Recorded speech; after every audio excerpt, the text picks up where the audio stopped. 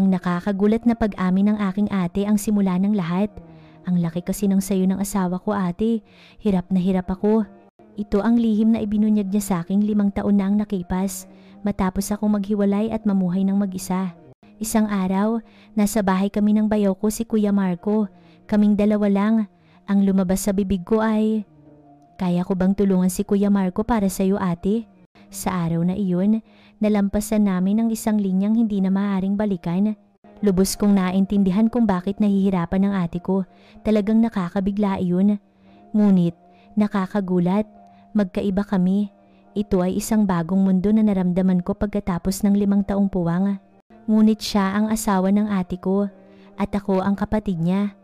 Ito ba ay tunay na pag-ibig? Bago magsimula ang kwento, kung maaari ninyo kaming suportahan sa pamamagitan ng pag-subscribe at pag-like, malaking tulong iyan. Kaya, ngayon, ibabahagi ko na sa inyo ang kwento. Ang pangalan ko ay Andrea Panganiban, 45 taong gulang. 5 taon na ang nakalipas. Pagkatapos kong maghiwalay, namuhay ako ng mag-isa. Nang panahong iyon, iminungkahi sa akin ng ate ko, si Ate Bianca, na lumipat ako malapit sa bahay nila. "Andrea, hindi madali ang mamuhay ng mag-isa. Lumipat ka dito malapit sa amin." Si Ate Bianca ay 5 taong mas matanda sa akin. 50 taong gulang na siya ngayon. Siya ay isang full-time housewife na may 20 taong kasal sa isang lalaki. Ang lalaking iyon ay walang iba kundi si Kuya Marco de la Cruz. Siya ay 50 taong gulang din at isang manager sa isang medium-sized na kumpanya. Ang lahat ng nakapaligid sa kanya ay nagsasabing siya ay isang masipag at maaasahang tao. Pagkatapos ng klase namin sa yoga, umupo kami sa isang cafe. 3 buwan na simula nang magsimula kaming mag-yoga ng ate ko. Sa patuloy na pag-yoga, pareho kaming mas naging malusog at masigla. "Ate, ang ganda na ng postura mo ngayon," sabi ko. "Salamat," sagot niya at ngumiti habang humihigop ng Amerikano. Ito ay isang ordinaryong hapon.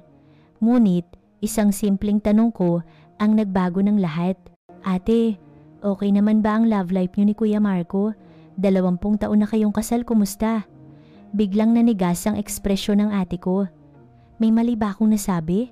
"Andrea," sabi niya, inilapag ang tasa at nag-alinlangan ng matagal. Parang biglang bumalot ang katahimikan sa loob ng cafe. "Sa totoo lang, ang laki kasi ng sayo ng asawa ko. Hirap na hirap ako." "Ano?"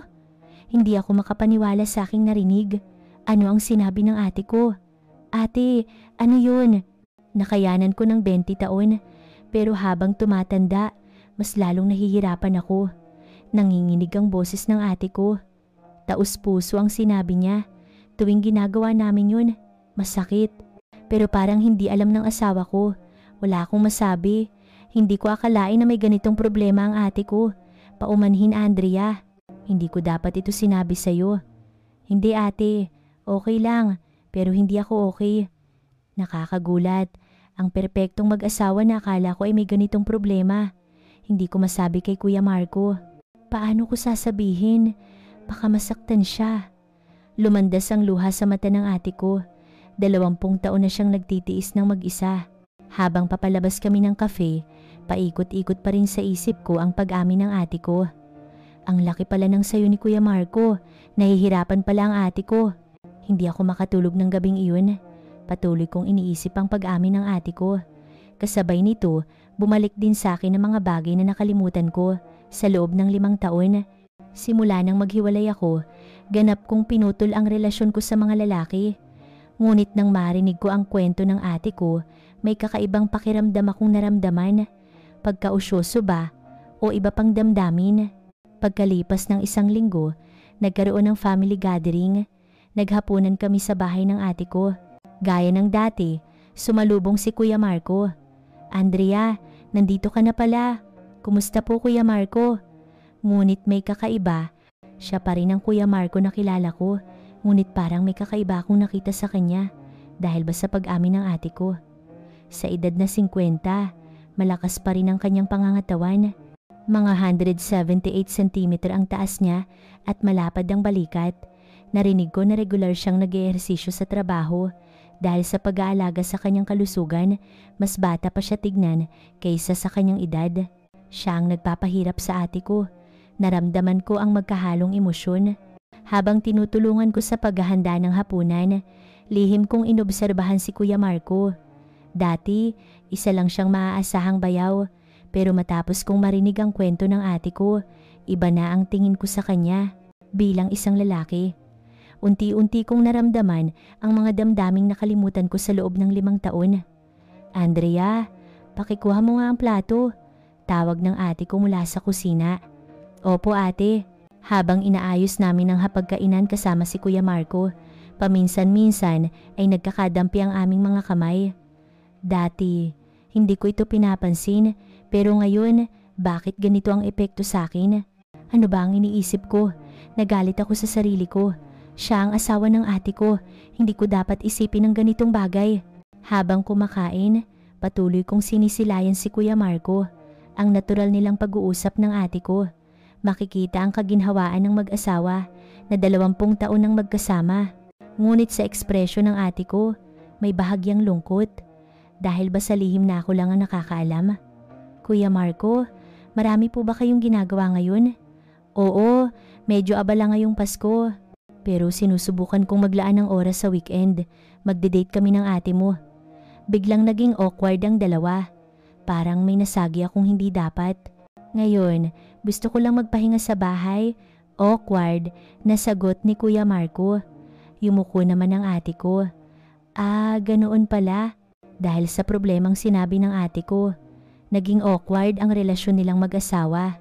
Habang pauwi ako, maraming iniisip.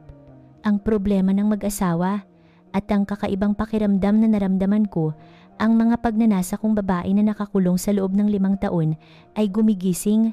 Bakit naman si Kuya Marco pa ang nakikita ko at nararamdaman ko ang ganoong damdamin? Ito ay isang napakadelikadong senyales. Hindi dapat ito mangyari, pero patuloy kong iniisip si Kuya Marco. Patuloy akong curious sa bahaging sinabi ng ate ko. Huwag kang masamang mag-isip, Andrea. Pinagsabihan ko ang sarili ko, ngunit hindi ito madali. Hindi rin ako makatulog ng gabing iyon. Ang pag-amin ng ate ko at ang bagong tingin ko kay Kuya Marco, lahat ay magkakahalo at komplikado. Ayoko sa sarili ko na may ganitong damdamin. Ngunit, kasabay nito, hindi na bago sa akin ang pakiramdam bilang isang babae na naramdaman ko pagkatapos ng 5 taon. Hindi ito dapat mangyari.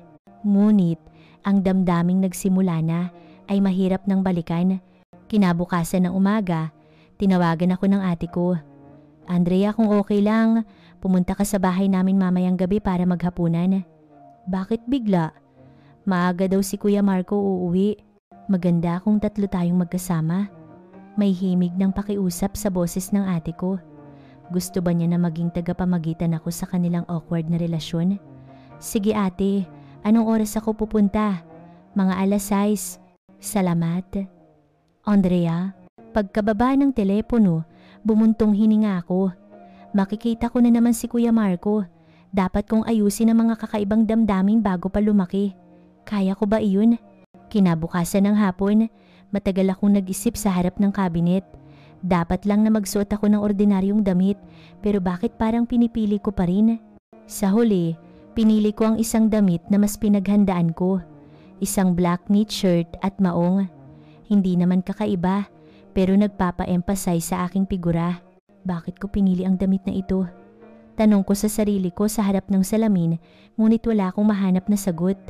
Nang dumating ako sa bahay ng ate ko, lumubog na ang araw. Disyembre at taglamig, kaya malamig, pero may kakaiba. Napakalamig sa loob ng bahay. Ate, bakit napakalamig? Ay, Andrea, pasensya na.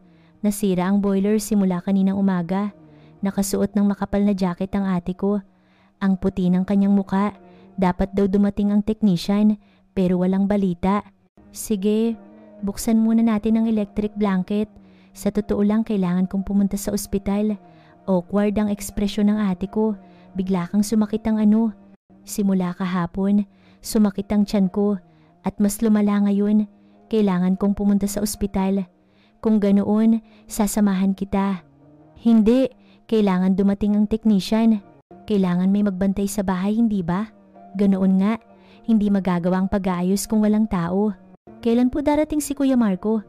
Mga alas 7 siya darating. Kaya mo ba akong hintayin hanggang doon? Oo naman ate, mauna ka na. Nagmamadaling umalis ang ate ko. Talagang malamig sa bahay na naiwan akong mag-isa.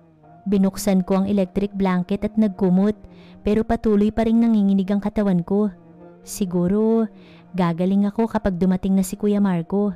Ngunit nang maisip ko iyon, may kakaibang pag-asa akong naramdaman.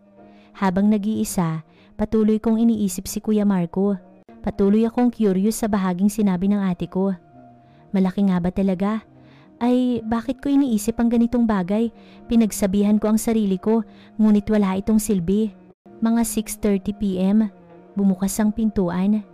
Oh, Andrea, boses ni Kuya Marco. Maaga siyang dumating kaysa sa inaasahan. Kuya Marco, maaga po kayong dumating. Oo, maaga akong natapos sa trabaho. Ipinaliwanag ko ang sitwasyon. Nag-aalala rin ang ekspresyon ni Kuya Marco. Kung ganoon, tayo na lang dalawang maghihintay sa technician. Opo, sabi ng ate ko. Mga alas 7 siya darating. Hirap ka sa lamig na ito, sabi ni Kuya Marco habang hinuhubad ang kanyang coat. Nang makita ko si Kuya Marco sa kanyang suit, mas lalo siyang naging matipunong tingnan. Napakalapad ng kanyang balikat. Walang balita sa technician? Wala pa po, naiinip na ako. Tatawagan ko na lang. Tinawagan ni Kuya Marco, ngunit hindi ito konektado. Ngayon, mukhang mahuhuli na siya. Mainitan muna tayo. Pumunta si Kuya Marco sa kusina. Gusto mo ba ng maiinit na inumin? Sige po, may ingay mula sa kusina. Sinundan ko siya at nakita si Kuya Marco na nagtitimpla ng kape. Kuya Marco, marunong din po kayo magtimpla ng kape? Kailangan kong matuto. 20 taon akong nakatira dito. Sagot niya na nakangiti, ngunit may kakaibang lungkot akong naramdaman. Dahil ba sa relasyon niya sa ate ko? Gusto mo ng asukal? Opo, konti lang. Tinitingnan ko si Kuya Marco na hinahalo ang kape. Malaki ang kanyang kamay kaya parang maliit ang tasa. Sa kamay na iyon, ang ate ko at ang ganitong isip. Sinubukan kong mag-isip ng malinaw, ngunit hindi ito madali. Sige, heto. Kinuha ko ang mainit na kape. Nagkaroon ng sandaling kuryente nang magdampi ang aming mga kamay. Naramdaman din kaya ni Kuya Marco? O imahinasyon ko lang? Umupo kami sa sala magkaharap. Naging awkward nang magtabi kami sa electric blanket. Dati, laging nasa gitna ang ate ko. Andrea, kumusta ka ngayon? Hindi ba mahirap mamuhay ng mag-isa? Okay lang po, nakasanayan ko na. Pero malungkot siguro. Taos-puso ang boses ni Kuya Marco. Ikaw po, Kuya Marco, kumusta? Bakit ko tinanong iyon? Sandaling nag-alinlangan si Kuya Marco. Okay lang naman ako. Hindi malinaw ang sagot niya. Parang may gusto siyang sabihin. Bigla, dumating ang technician. Magandang gabi. Nandito na po ako para sa boiler repair.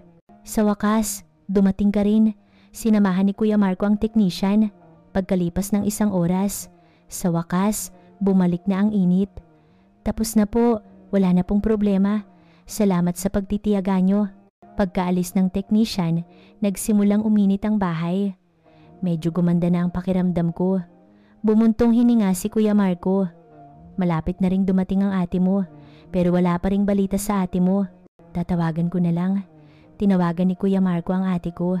Pagkatapos ng maikling pag-uusap, bumalik siya. Kailangan pa daw niyang magpa-check up, matatagalan pa. Masakit ba siya? Parang hindi naman, pero gusto niyang siguraduhin. Tiningnan ko ang orasan, lumipas na ang 8 p.m. Kung ganoon, paano ang hapunan? Tayo na lang muna kumain. Tignan natin kung ano ang nasa ref. Pumunta kami sa kusina kasama si Kuya Marco.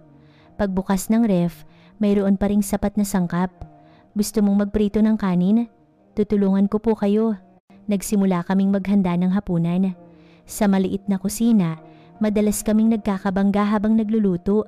Tuwing nararamdaman ko ang init ng katawan ni Kuya Marco, bumibilis ang tibok ng puso ko. Kakaiba?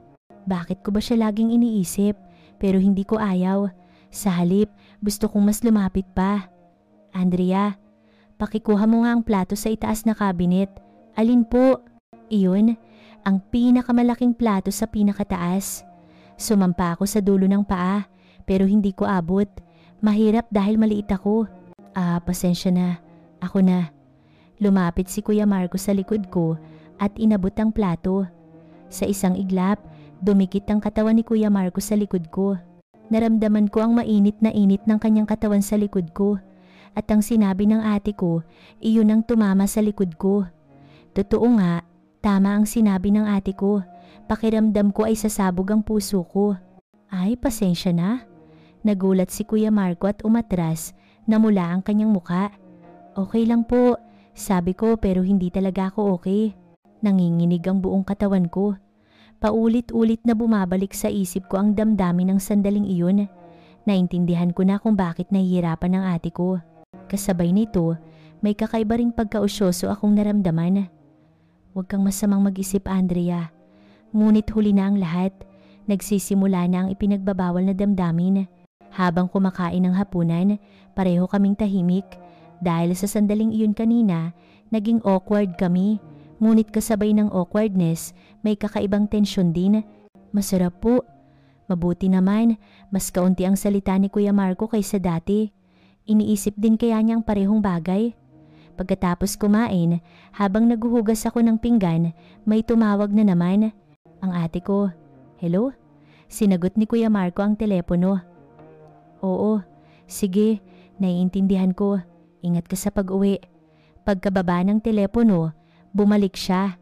Sabi ng ate mo, mga 10:00 pa raw siya uuwi. Hindi pa tapos ang check-up niya.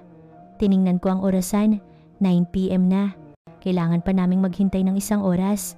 Uuwi na po ba ako? Hindi, hintayin mo na lang. Matutuwa rin ang ate mo kung nandito ako. Sa totoo lang, ayoko pang umuwi. Kakaiba man ang damdamin, gusto ko pang makasama si Kuya Marco. Pumunta kami sa sala at binuksan ng TV. Ngunit hindi ako makapag-concentrate, si Kuya Marco lang sa tabi ko ang patuloy kong iniisip. Andrea, opo, pwede ba akong magkwento tungkol sa ate ko? Biglang naging seryoso ang boses niya. Parang may mahalaga siyang sasabihin. Anong kwento po? Ngayon parang iniiwasan ako ng ate mo. Kaya pala, naramdaman din ni Kuya Marco ang problemang sinabi ng ate ko. Bakit kaya? Habang nagtatanong, alam ko na ang sagot. Ngunit hindi ko ito masabi. Hindi ko alam. Nagtataka ako kung may nagawa ba akong mali. Puno ng pag-aalala ang boses ni Kuya Marco. Ito marahil ang unang krisis sa kanilang 20 taong pagiging mag-asawa. Parang nahihirapan po ang ate ko. Maingat kong sinabi. Ganoon nga, naramdaman ko rin. Kuya Marco, tinanong niyo na po ba mismo ang ate ko? Gusto kong itanong, pero hindi ko alam kung paano. Ang mga lalaki ay talagang manhid o nagkukunwari lang silang hindi alam. Andrea, babae ka, kaya siguro alam mo ang nararamdaman ng ate mo. Ito ay isang mahirap na tanong. Paano ko sasagutin? Hindi ko po masabi. Komplikado ang mga babae. Hindi ko talaga alam. 20 taon na kaming magkasama. Bumuntong hininga si Kuya Marco. Ang tingin sa kanya ay nakakaawa. Baka dahil po sa ganung bagay. Anong ganung bagay? Yung, ganung bagay sa mag-asawa? Naglakas loob akong sabihin. Ang ekspresyon ni Kuya Marco ay nagulat. Anong ganung bagay? Kung masyadong matindi, nahihirapan ang babae. Inikot ko ang salita, ngunit naiparating ko ang ibig sabihin. Sandaling nag-isip si Kuya Marco at tumango. Ganoon ba? Mas sensitibo kasi ang babae kaysa sa lalaki. Kung ganoon, ano ang dapat kong gawin? Taos-puso ang pagkausyoso sa kanyang mga mata. Naramdaman ko ang pagmamahal niya sa ate ko. Ngunit, kasabay nito, may iba pang damdamin akong naramdaman. Habang nagkakaroon kami ng ganitong prangka na pag-uusap, mas lalo akong nahila sa kanya. Dapat po, dahan-dahan lang, may respeto. Isipin niyo po muna kung ano ang gusto ng babae at makipag-usap. Naging kakaiba ang kapaligiran habang nag-uusap kami. Nag-uusap ako ng ganitong bagay kay Kuya Marco. Andrea, may karanasan ka ba sa ganyan kaya alam mo? Bigla niya akong tinanong. Namimiss ko rin ang mga ganyang bagay ngayon. Biglang inamin ni Kuya Marco. Kahit kasama ko si Ate Bianca, nami-miss ko pa rin. Sumakit ang dibdib ko sa sinabi niya. Pareho silang malungkot. Ang ate ko at si Kuya Marco. Nagmamahalan sila, ngunit hindi sila nagkakaunawaan. Kuya Marco, pasensya na. Hindi ko dapat ito sinabi. Hindi, okay lang. Sa halip, pakiramdam ko ay mas naging malapit tayo. Dahil narinig ko ang kanyang damdamin. Andrea, napakabuti mo. Ganoon po ba? Oo, sabi ni Ate Bianca. Mabait ka daw. Nang lumabas ang kwento ng ate ko, bigla akong nakaramdam ng pagkasala. Ano ba ang ginagawa ko? Nakikipag-usap ako ng ganito sa asawa ng ate ko. Kuya Marco, mahal na mahal niyo rin po ba ang ate ko? Oo naman, 20 taon na kaming magkasama. Kung ganoon, mas madalas po kayong makipag-usap sa ate ko. Kailangan kong gawin iyon. Salamat, Andrea. Hinawakan ni Kuya Marco ang kamay ko. Ito ay tanda ng pasasalamat, ngunit sa isang iglap, may kuryenteng dumaloy. Naramdaman din kaya ni Kuya Marco? Agad niyang binitiwan ng kamay ko. Pasensya na, okay lang po, ngunit hindi ako okay. Ang maikling pagdampi na iyon ay kumalat sa buong katawan ko. Ang mga damdaming nakalimutan ko sa loob ng 5 taon ay muling nagising. Ang mainit na haplos ng isang lalaki at iyon pa ang kamay ng asawa ng ate ko. Andrea, iba na ang boses ni Kuya Marco nang tawagin niya ako. Mas mababa at mas malalim kaysa dati. Opo, malungkot ka rin ba tulad ko? Delikadong tanong iyon. Hindi ko dapat sagutin, ngunit tumango ako. Opo, 5 taon. Talagang mahirap siguro sa'yo. Mahirap din po sa inyo, hindi ba Kuya Marco? Nagtinginan kami. Sa sala na wala ang ate ko, kaming dalawa lang, bumigat ang hangin. May tensyon na parang may mangyayari. Andrea, may iniisip akong kakaiba ngayon. Prangka na sinabi ni Kuya Marco. Anong iniisip niyo po? Nagtanong ako. Kahit alam ko na ang sagot, gusto kitang yakapin. Pakiramdam ko ay sasabog ang puso ko. Hindi ko inakalang maririnig ko ang ganitong salita. Kuya Marco, pasensya na. Hindi ko dapat ito sinabi, ngunit hindi ako umatras. Sa halip mas lumapit ako. Ako rin, iniisip ko iyon. Ako ang unang umamin. Hindi ko na kayang pigilan. Totoo ba? Opo, kung ganoon tayo ngayon. Hinawakan ni Kuya Marco ang mukha ko. Malambot at mainit ang haplos niya. Alam kong hindi ito dapat mangyari, hindi ba? Alam ko rin. Kinumpirma namin ang damdamin ng bawat isa. Pareho kaming nakaramdam ng ganitong damdamin. Kaya ko bang tulungan si Kuya Marco para sa ate ko? Ako ang unang nagsabi. Isang delikadong mungkahi, ngunit hindi ko na kayang pigilan. Gusto kong gumaan ang pasanin ng ate ko at gusto kong aliwin ang kalungkutan ni Kuya Marco. At higit sa lahat, gusto kong tanggapin ang sarili kong pagnanasa. Andrea. Tinawag ni Kuya Marco ang pangalan ko at lumapit at dahan-dahan niyang hinalikan ang labi ko. Ito ang labi ng isang lalaki na naramdaman ko pagkatapos ng 5 taon. Malambot at mainit. May pagkasala ako dahil asawa siya ng ate ko. Ngunit mas malakas ang damdaming iyon ngayon. Nang lumalim ang halik, may ingay sa pintuan. Honey, nandito na ako. Boses ng ate ko. Nagulat kami at naghiwalay. Pakiramdam ko ay sasabog ang puso ko. Dali, sabi ni Kuya Marco habang inaayos ang kanyang damit. Mabilis kong inayos ang buhok ko. Nang pumasok ang ate ko sa sala, nakaupo kami na parang nanonood ng TV. Salamat sa inyong dalawa. Ate, okay ka na ba? Masakit ba? Hindi naman, parang stress lang. Ngumiti ang ate ko habang umuupo sa sofa, pero hindi ako makangiti. Kanina lang, naghalikan kami ng asawa ng ate ko. Salamat honey. Andrea, salamat din. Natural na umupo ang ate ko sa tabi ni Kuya Marco. Ang natural na kilos ng mag-asawa na 20 taon nang magkasama. Ngunit ang tingin na iyon ay masakit para sa akin. Bumalot ang pagkasala. Ano ba ang ginawa ko? Pinagsisihan ko, ngunit huli na ang lahat. Nalampasan na namin ang isang linyang hindi na maaaring balikan. Nang gabing iyon, pag-uwi ko, hindi ako makatulog. Patuloy kong iniisip ang halik namin ni Kuya Marco. At sa susunod na pagkikita namin, natatakot ako, ngunit sabik din ako. Ganap akong nalunod sa ipinagbabawal na damdamin. Isang linggo ang lumipas, walang tawag o text mula kay Kuya Marco. Wala rin akong lakas ng loob na tawagan siya, ngunit patuloy ko siyang iniisip. Ang mainit na haplos ni Kuya Marco ng gabing iyon. Ang lahat ng damdaming nakalimutan ko sa loob ng 5 taon ay muling nabuhay. Habang tinitingnan ko ang sarili ko sa salamin, patuloy kong naaalala ang sandaling iyon.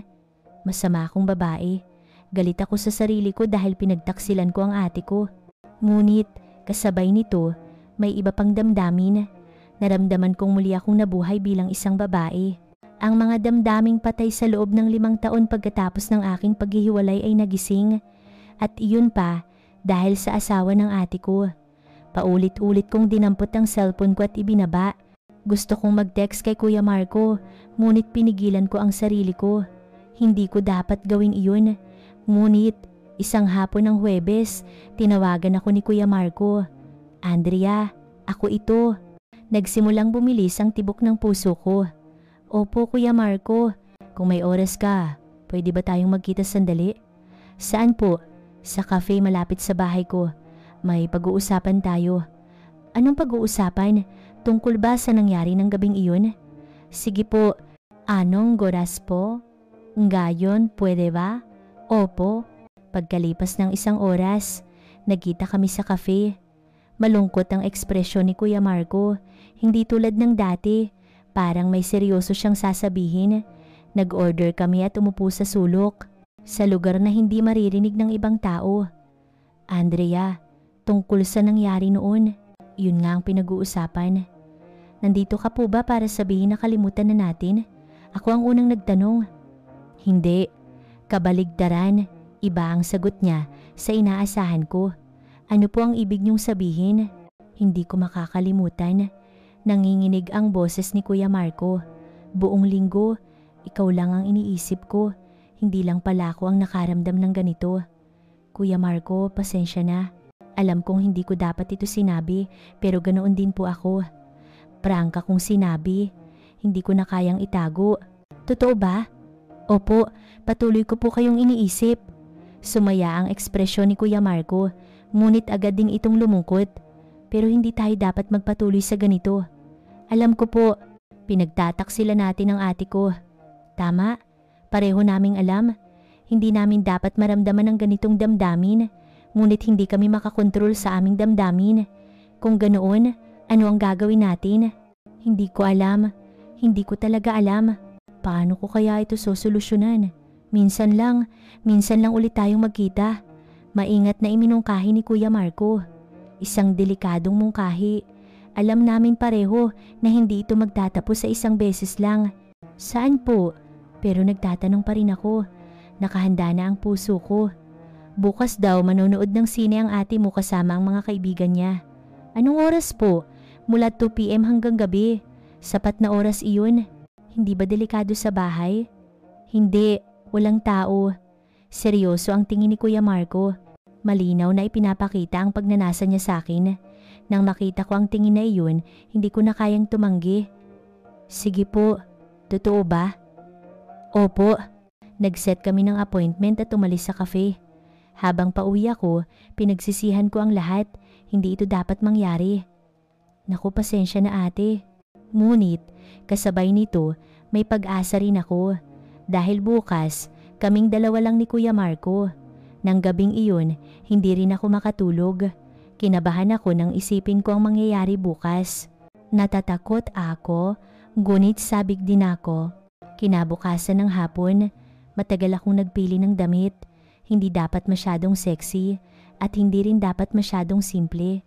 Sa huli, pinili ko ang isang one-piece dress, isang black knit dress. Akma sa aking katawan, ngunit mukha ring maluwag. Nang tignan ko ang sarili ko sa salamin, mas mukha akong mature kaysa 5 taon na ang nakalipas. Dahil ba sa ehersisyo at lifestyle na inalagaan ko habang nag-iisa, mas mukha akong malusog at mas babae ngayon. Nang dumating ako sa harap ng bahay ng ate ko, pakiramdam ko ay sasabog ang puso ko. Dapat ba talaga akong pumasok? Tama ba ang ganitong pagkikita? Ngunit na pagkasunduan, nag-doorbell ako. Nandito ka na pala. Binuksan ni Kuya Marco ang pintuan. Hindi tulad ng dati, casual ang kanyang damit, komportable ang suot niya sa bahay, ngunit mas mukha siyang kaakit-akit. Pasok ka, tahimik sa loob ng bahay. Wala ang ate ko, kaya iba ang atmosphere. Gusto mo ng kape? Opo, pareho ang tanong, ngunit iba na ang kahulugan nito ngayon. Pareho na naming alam kung bakit kami narito. Umupo kami sa sala at uminom ng kape. Naging awkward. Hindi ko alam kung ano ang dapat gawin. Andrea, opo, hindi ka ba magsisisi? Ito ang huling kumpirmasyon. Ibig sabihin, pwede pa akong magbago ng isip ngayon. Hindi ko alam. Ngunit ngayon, gusto kong makita si Kuya Marco. Iyon ang totoo kong nararamdaman. Hinawakan ni Kuya Marco ang kamay ko. Ngayon, hindi niya na ito binitiwan. Ako rin, ikaw lang ang iniisip ko. Habang magkahawak ang kamay namin, may kuryenteng dumaloy. Isang sensasyon na hindi ko naranasan sa loob ng 5 taon. Andrea. Tinawag ni Kuya Marco ang pangalan ko at lumapit. At dahan-dahan niya akong niyakap. Naramdaman ko ang mainit na init ng kanyang katawan.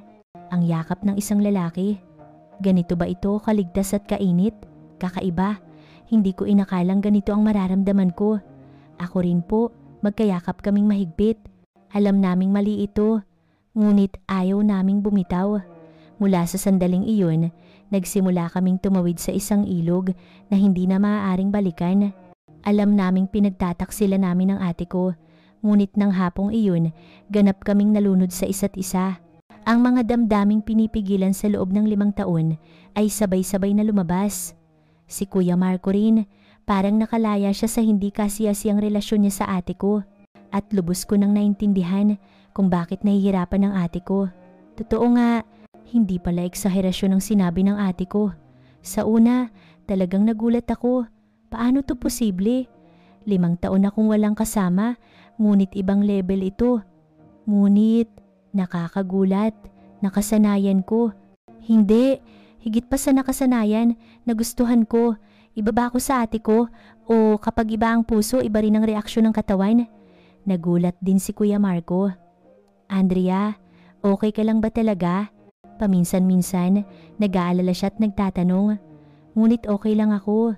Sa halip, gusto ko pa. Ngunit pagkatapos ng lahat, bumalot ang matinding pagkasala. Parang may nagawa tayong masama. Oo, pareho ang nararamdaman namin ni Kuya Marco. Pasensya na sa ate ko. Ako rin, ngunit hindi ako nagsisi. Napakasarap kasi. Ang maramdaman ng ganitong damdamin, hindi na natin ito dapat gawin ulit, hindi ba? Tanong ni Kuya Marco. Dapat nga. Sa bibig ganoon ang sinabi ko, ngunit iba ang nasa puso ko. Gusto ko ulit, gusto kong maramdaman ang ganitong damdamin. Habang pauwi ako, tumawag ang ate ko. Andrea, anong ginagawa mo? Pauwi na po, gusto mo bang maghapunan mamaya? Ang masiglang boses ng ate ko ang nagpalaki ng pagkasala ko. Kanina lang, kasama ko ang asawa niya.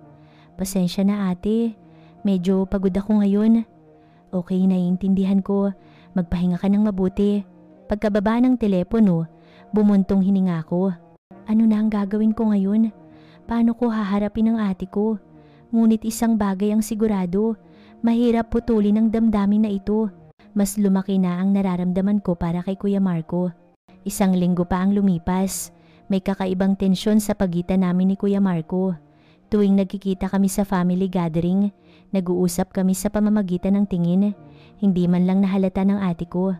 Sa halip, natuwa pa siya dahil madalas na akong bumibisita ngayon. Masaya ako na madalas kang bumibisita, Andrea.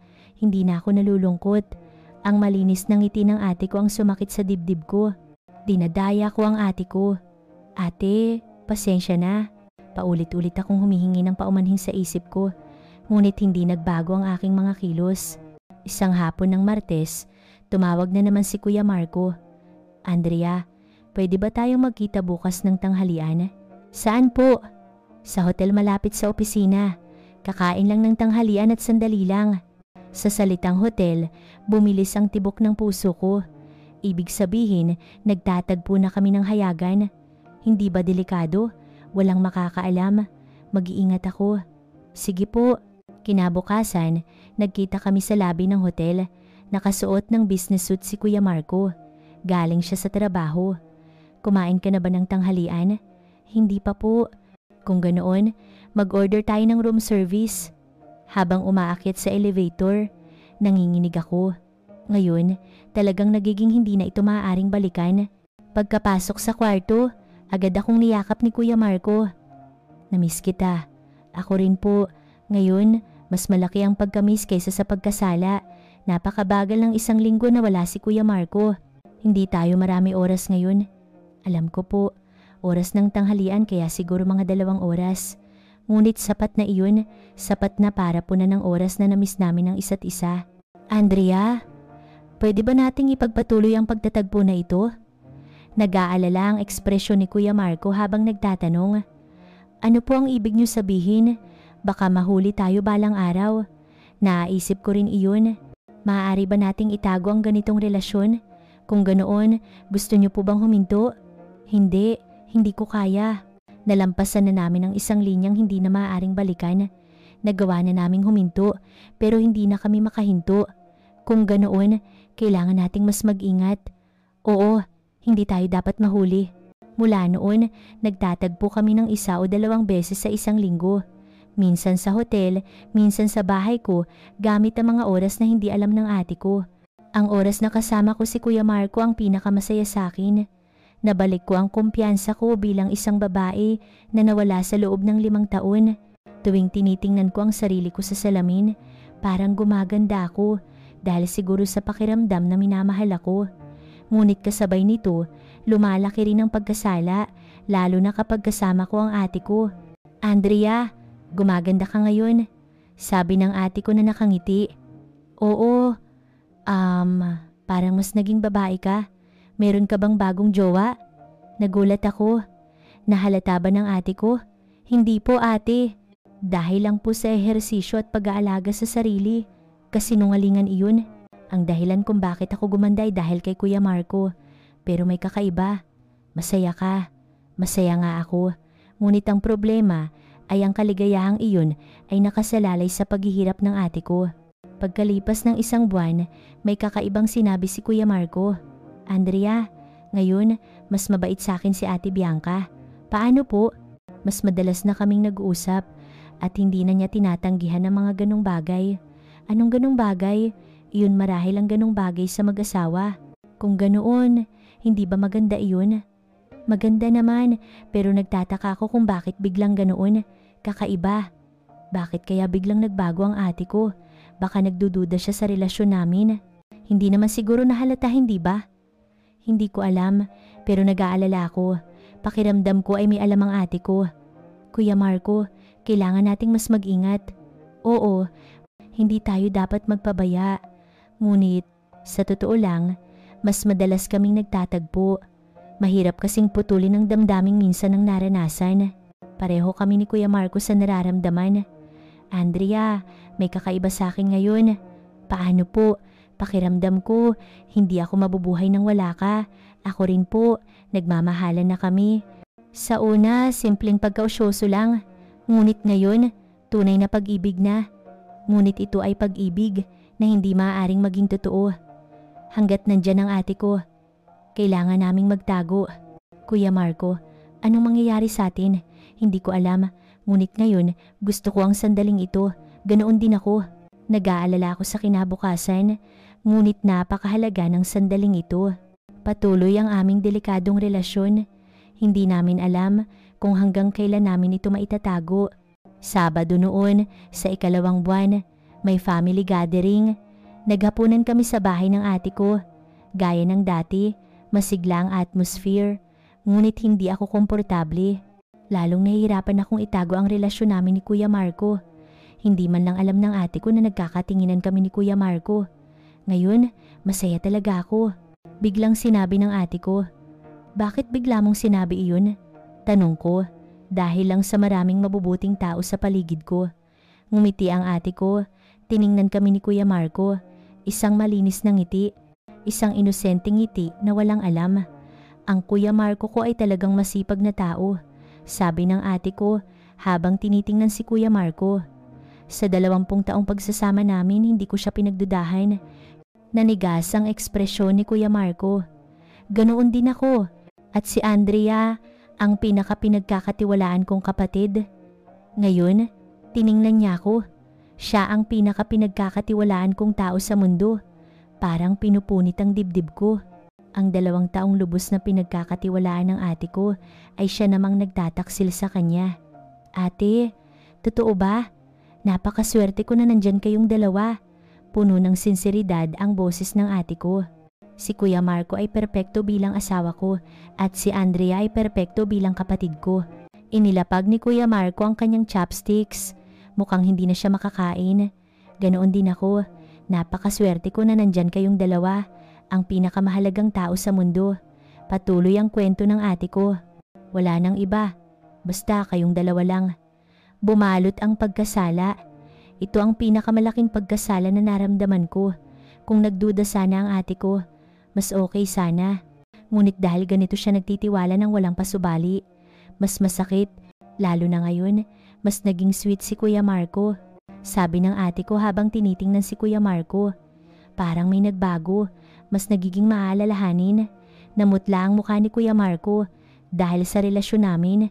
Sinubukan niyang maging mas mabait sa ate ko dahil sa pagkasala. At salamat din Andrea dahil madalas kang bumibisita. Ngayon, sa akin naman ang kanyang salita. Kung mag-isa lang ako, naiinip ako, kaya masaya ako na madalas kang bumibisita. Hindi ako bumisita para makita ang ate ko. Bumisita ako para makita si Kuya Marco. Ang masiglang ekspresyon ng ate ko ang sumugat sa dibdib ko. Habang nagtataksil kami sa ate ko, masaya siya dahil sa amin. Bigla, nagring ang cellphone ni Kuya Marco. Parang sa opisina. Lumabas si Kuya Marco sa sala at sinagot ang telepono. Kaming dalawa lang ng ate ko ang naiwan. Sa totoo lang, biglang naging seryoso ang ate ko. Ngayon, gumanda na rin ang relasyon namin ni Kuya Marco. Nagulat si Kuya Marco. Dati, medyo mahirap ang mga ganong bagay. Namula ang mukha ng ate ko habang sinasabi. Ngayon, okay na. Parang mas nagiging maaalalahanin si Kuya Marco. Ang natutunan ni Kuya Marco sa relasyon namin ay inilalapat niya sa ate ko. Dahil sa pagkasala, sinubukan niyang mas mahalin ang ate ko, kaya mas nagpapasalamat ako.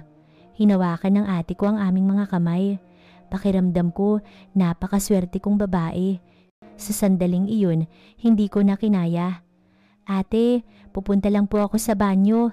Dali-dali akong umalis at umiyak ng umiyak sa banyo. Napakasakit ng malinis na pagtitiwala ng ate ko. Lubos kong napagtanto kung gaano kami kasama sa ginagawa namin. Ang mukha ko sa salamin ay napakapangit. Isang masamang babae na nagtaksil sa ate ko. Ang lahat ng dahilan na ginamit ko para bigyang katwiran ng sarili ko ay gumuho. Ang kalungkutan ni Kuya Marco, ang paghihirap ng ate ko, ang aking sariling pagnanasa, lahat ay pawang mga dahilan lamang. Nang lumabas ako ng banyo at bumalik sa sala, nanigas din ang ekspresyon ni Kuya Marco. Ngunit patuloy pa rin ang ate ko sa pagtawa, nang masaya. Andrea, okay ka lang ba? Pula ang mukha mo. Opo, okay lang po ako. Kasinungalingan iyon, hindi talaga ako okay. Nang gabing iyon, pagkatapos kong umuwi, nag-text si Kuya Marco. Kailangan nating mag-usap. Kinabukasan ng hapon, nagkita kami sa cafe. Ang mukha ni Kuya Marco ay puno ng pagod. Kitang-kita na hindi siya nakatulog ng gabing iyon. Ganoon din ako. Ang mga sinabi ng ate ko ay paulit-ulit na bumabalik sa isip ko. Ang mga salitang pinaka-pinagkakatiwalaan kong kapatid at perpektong asawa. Hindi ako nakatulog kagabi, sabi ni Kuya Marco sa mabigat na boses. Tumango ako, nakaharap sa kape, walang humawak sa tasa. Ang ibang mga customer sa cafe ay nagpapatuloy sa kanilang ordinaryong buhay, ngunit kaming dalawa ay nakaupo sa gitna ng mabigat na hangin.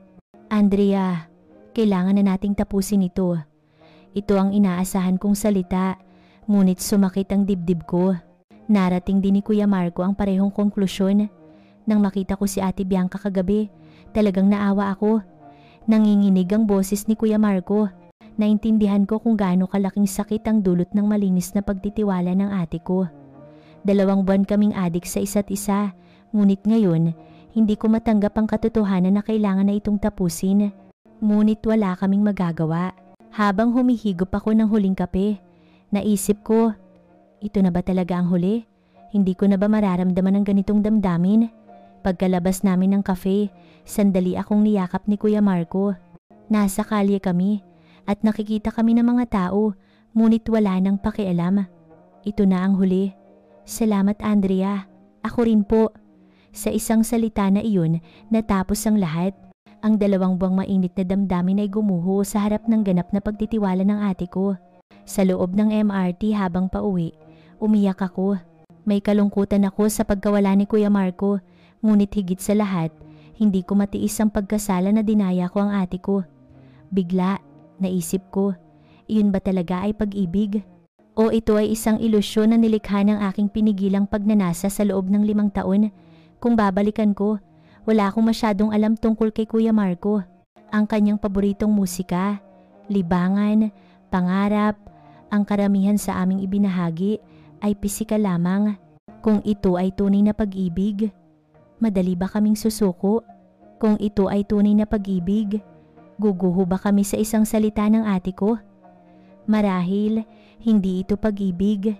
Isang mirage na nilikha ng kalungkutan, pagkausyoso sa ipinagbabawal. Ang mga bagay na iyon ay nagkahalo at inakala kong pag-ibig. Sa anong mukha ko haharapin ang ate ko sa hinaharap? Kailangan ko bang itago ang lihim na ito ng mag-isa sa buong buhay ko? Ngunit ngayon, tapos na talaga. Hindi mahalaga kung ito ay tunay na pag-ibig o ilusyon. Ang pagpapanatili ng kaligayahan ng ate ko ang una. Ito ang pinakamaliit na konsensya na magagawa namin. 1 buwan na ang lumipas simula nang matapos ang relasyon namin. Mas tolerable kaysa sa inaasahan. Napakahirap sa unang linggo, ngunit unti-unting gumanda sa paglipas ng panahon. Mas malaki ang pagkasala ko sa ate ko kaysa sa pagkamis ko kay Kuya Marco.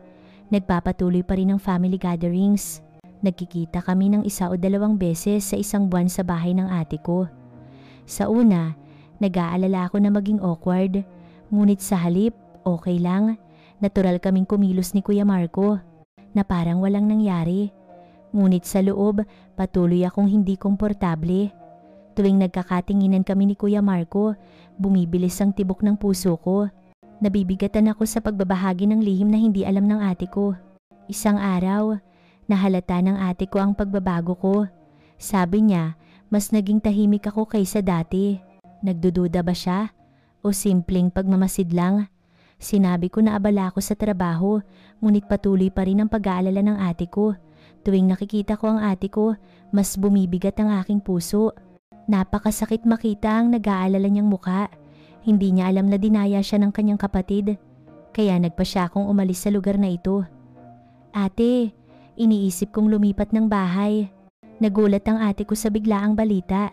Sinabi ko na gusto kong lumipat sa Cebu o Davao. Agad na lumungkot ang ekspresyon ng ate ko. Tinanong niya kung bakit ako pupunta sa napakalayo. Sinagot ko na gusto kong magsimula ng bagong buhay, ngunit iba ang totoong dahilan. Kung mananatili ako dito, patuloy kong haharapin si Kuya Marco. Tuwing nangyayari iyon, babalik sa akin ang mga nakaraang kaganapan at pakiramdam ko ay magkakamali ako balang araw. Baka may lumabas sa aking ekspresyon o kilos. Napakalungkot na, ate ko. Tinanong niya kung kailangan ko talagang umalis, gayong hindi na kami madalas magkikita.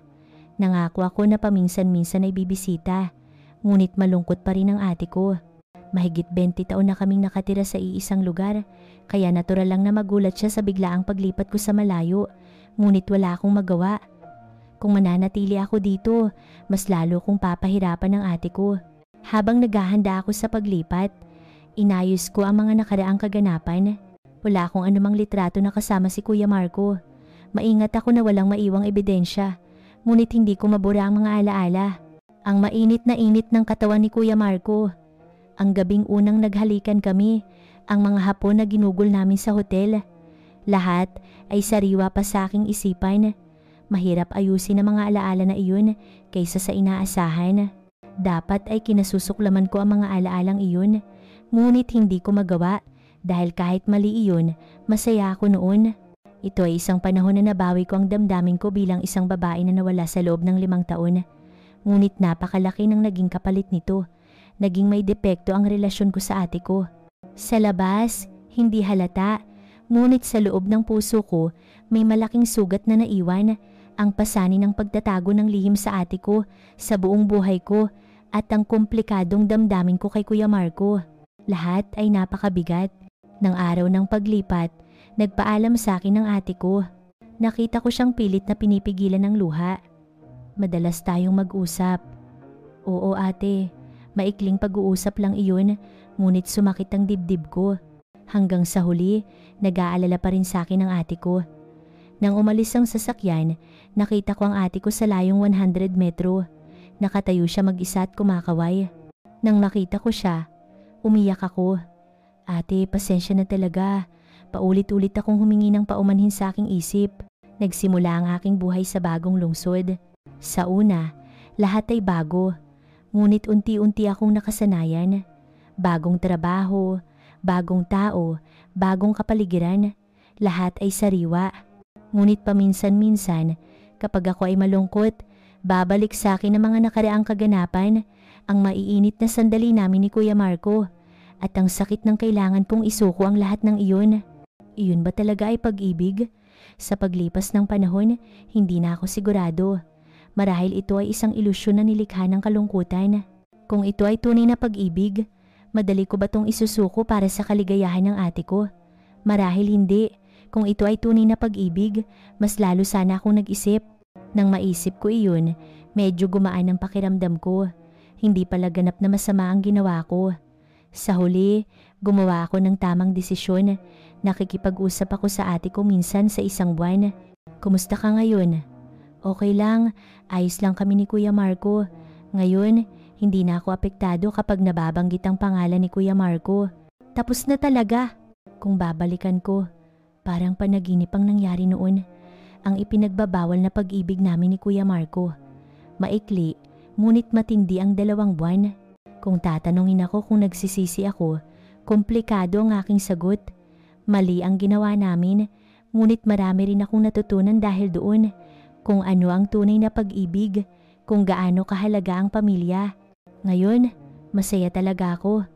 Gumaling na ang mga sugat ng nakaraan at may pag-asa ako para sa kinabukasan. Ang ipinagbabawal na pag-ibig ay naging alaala na. Isang masakit, ngunit mahalagang alaala. Maraming salamat sa patuloy na pakikinig sa mahabang kwentong ito ngayon. Kung mayroon mang nakarinig hanggang dito, isang malaking tulong. Kung mag-subscribe kayo, mag-like at mag-iwan ng isang komento na maganda ang kwento.